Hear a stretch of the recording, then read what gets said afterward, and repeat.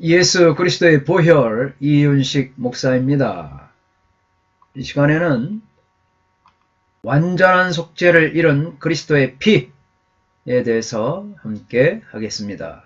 갈보리의 장면을 상상해 보십시오. 예수님은 에덴 동산의 아담처럼 벌거벗김을 당하셨고 이로써 그분의 알몸과 함께 드러난 우리의 죄, 주님이 친히 지신 우리의 죄를 보혈로 덮을 수가 있었습니다. 그래서 우리는 우리의 영적 알몸을 그분의 보혈로 덮을 수 있게 된 것입니다. 이것은 완전한 속죄입니다. 덮은 것입니다. 죄를 덮은 것입니다. 우리는 우리 죄를 가리기에 편리한 허리천이나 무화과 잎을 두지 말고 모든 가리개를 벗어 던진 채 주님 앞에 서야 합니다. 그러면 주님께서 그분의 보혈로 씻고 그분의 복된 의의 옷을 우리에게 입히십니다. 참으로 영광스러운 진리가 아닐 수 없습니다. 사람들은 거친 손길로 예수님의 머리에 가시관을 씌웠습니다. 4.5cm나 되는 수십 개의 가시가 예수님의 머리를 찔렀고 깊은 상처에서 흐르는 피가 머리카락과 수염을 검붉게 물들이며 타고 내렸습니다. 예수님의 양 손목에 못이 박혔고 팔과 옆구리를 타고 피가 흘러내렸습니다. 그분의 두 발에서도 못이 박혔고 십자가 주변에는 온 세상의 죄 때문에 더 많은 피가 흘러내렸습니다. 나중에 군병이 창에 주님의 옆구리를 찔렀습니다. 그분의 피가 흘러나와 십자가를 타고 내려가 바닥을 적셨습니다. 주님의 뼈는 어그러졌습니다. 시편의 22편 14절. 얼굴은 끔찍했고 알아보기도 힘들었습니다. 십자가에 달린 죄수의 죽음을 재촉하기 위해 다리뼈를 꺾는 관습대로 로마의 군병들이 예수님의 다리뼈를 꺾으려 했을 때 주님은 이미 숨을 거두셨습니다.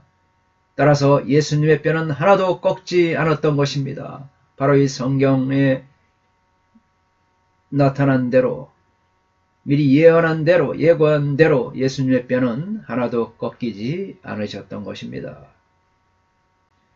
시편 34편 20절에 그의 모든 뼈를 보호하시며 그 중에서 하나도 꺾이지 아니하였도다. 요한복음 19장 36절 이 일이 일어나는 것은 그 뼈가 하나도 꺾이지 아니하리라 한 성경을 응하게 하려 함이라. 아멘. 예수님을 쳐다보는 사람들의 눈에는 온통 피밖에 보이지 않았습니다. 선혈이 낭자했습니다. 예수님의 머리카락과 수염은 피에 젖어 있었고 그분의 등은 39대 채찍질로 찢겼으며 피로 물들었습니다. 십자가뿐 아니라 십자가 주변의 흙도 피로 물들었고 사방이 온통 피였습니다. 그리스도의 피를 통해 우리에게 완전한 속죄가 이루어졌다는 사실을 반드시 깨달아야 합니다. 마태복음 26장 18절에 이것은 죄사함을 얻게 하려고 많은 사람을 위하여 흘리는 바 나의 피 곧 언약. 예수님이 최후의 만찬석상에서 제자들에게 하신 말씀입니다. 과연 제자들의 이 말씀이 무엇을 의미하는지 알았을까요? 우주를 진동시키는 듯한 이 말을 깨달았을 것이겠습니까? 아담 이후의 모든 인류는 불순종의 죄로 말미암아 하나님과 분리되고 죽음이 왔습니다. 하나님과 피조물들을 분리시키는 죄가 속해져야만 다시 하나님과 화목을 이룰 수가 있게 된 것입니다. 첫 번째, 이 단회적인 사건입니다. 히브리서 10장 1절에 의하면 율법은 장차 올 좋은 일의 그림자일 뿐이요 참 형상이 아니므로 해마다 늘 드리는 같은 제사로는 나오는 자들을 언제나 온전하게 할 수 없느니라. 그래서 율법은 단회적인 것입니다. 죄사함의 행위의 모형을 구약적 개념에서 생각하면 죄사함을 얻게 하려고 흘리는 피는 성전에서의 속죄 제물에 의해 흘려진 피를 의미하고 있습니다.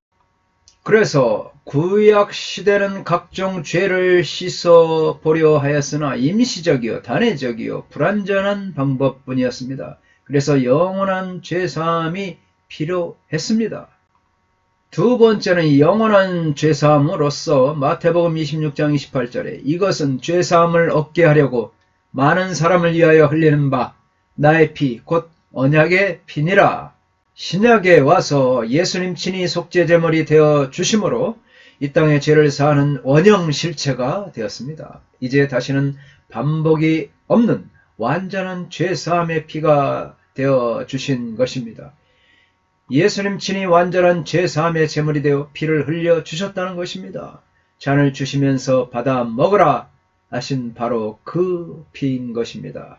세 번째는 피가 없이는 죄사함이 없습니다. 히브리서 9장 22절 율법을 따라 거의 모든 물건이 피로써 정결하게 되나니 피 흘림이 없은즉 사함이 없느니라. 죄를 속죄하는 피가 머리에서 발끝까지 흘리신 그 피가 우리의 모든 죄악을 다 씻어 주셨습니다. 이 죄악이 씻기는 데는 범위도 제한도 없습니다. 누구든지 주님의 피는 누구든지 어디 있든지 다 죄를 사해 주십니다. 이것은 죄사함을 위한 속죄의 피이기 때문입니다.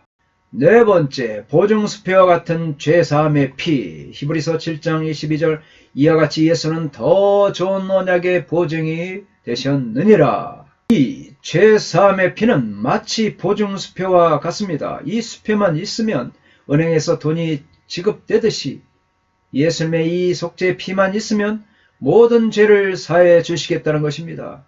죄가 없어진 것으로 해 주시겠다는 것입니다. 그러기에 기독교는 피의 종교입니다.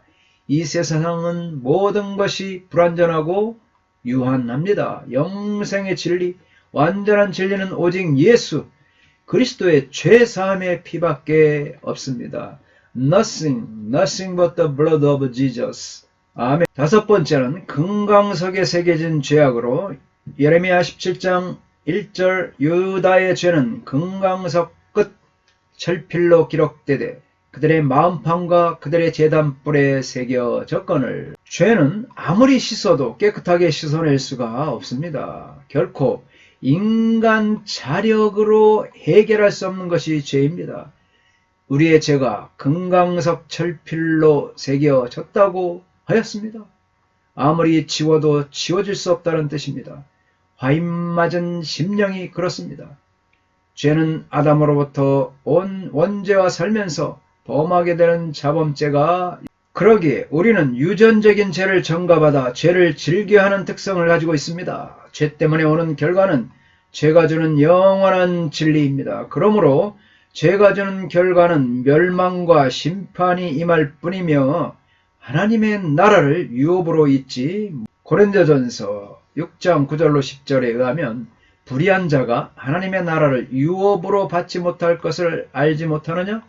미혹을 받지 말라. 음행하는 자나 우상 숭배하는 자나 간음하는 자나 탐색하는 자나 남색하는 자나 도적이나 탐욕을 부리는 자나 술 취하는 자나 모욕하는 자나 속여 빼앗는 자들은 하나님의 나라를 유업으로 받지 못하리라. 이런 죄 문제를 해결하기 위해서 예수님의 갈보리 언덕에서 흘리신 죄사함의 피밖에 없습니다. 예수의 피밖에 없네. 여섯 번째, 죄 문제를 해결하는 보혈의 피, 예수님의 피. 다른 방법으로는 죄사함을 받지 못합니다. 이방 종교가 말하는 고행과 선행으로는 죄사함을 받지 못합니다. 이것은 죄를 씻기는 능력이 없기 때문입니다. 검붉은 죄악을 사할 수 있는 것은 순결하고 거룩한 예수님의 피입니다. 이 모든 죄 문제를 해결할 수 있는 유일한 방법은 예수님의 죄사함의 피를 덧입는 것입니다. 감사합니다. 다음 시간에 뵙겠습니다.